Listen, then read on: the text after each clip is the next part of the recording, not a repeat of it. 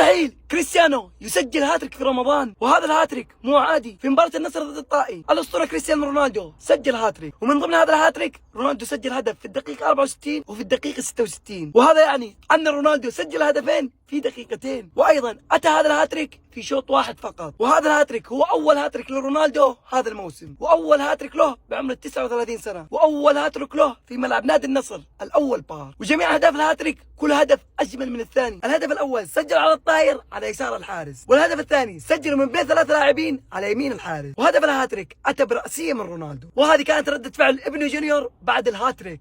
7 منتخبات عربية لعب ضدهم كريستيانو رونالدو. معكم هيمكس لايك فور عشاق الكرة. 1. كريستيانو لعب ضد منتخب السعودية في 2006، وسجل رونالدو على السعودية هدفين في مباراة ودية. وكريستيانو لعب ضد منتخب مصر في 2018، وسجل رونالدو هدفين ضد مصر في مباراة ودية. وكريستيانو لعب ضد منتخب المغرب في 2018، وسجل رونالدو هدف واحد على المغرب في كأس العالم. وكريستيانو لعب ضد منتخب قطر في 2022، وسجل رونالدو هدف على قطر في مباراة ودية. متجر عز تي في يقدم لك اشتراك بجودة عالية وبدون تقطيع، وهذه واجهة الاشتراك من داخل. تختار القناة اللي تبغاها واستمتع بمشاهدة أقوى مباريات شهر أبريل، الرابط في البايو. وكريستيانو لعب ضد منتخب الكويت في 2012، وسجل رونالدو هدف وحيد بقميص ريال مدريد ضد الكويت في مباراة ودية. وكريستيانو لعب ضد منتخب الجزائر في 2018، وصنع رونالدو هدف واحد ضد الجزائر في مباراة ودية. وأخيرا كريستيانو لعب ضد منتخب العراق في 2004، ورونالدو لم يساهم بأي هدف ضد العراق في أولمبياد أثينا. والعراق هو المنتخب العربي الوحيد الذي لم يسجل ولم يصنع ضدهم كريستيانو رونالدو.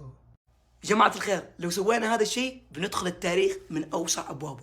اللي تشوفونه قدامكم هذا الدرع المليون، وآخر نسخة من درع المليون هذا كان في سنة 2021. يعني اللي يمتلكون هذا الدرع يعتبروا من أساطير.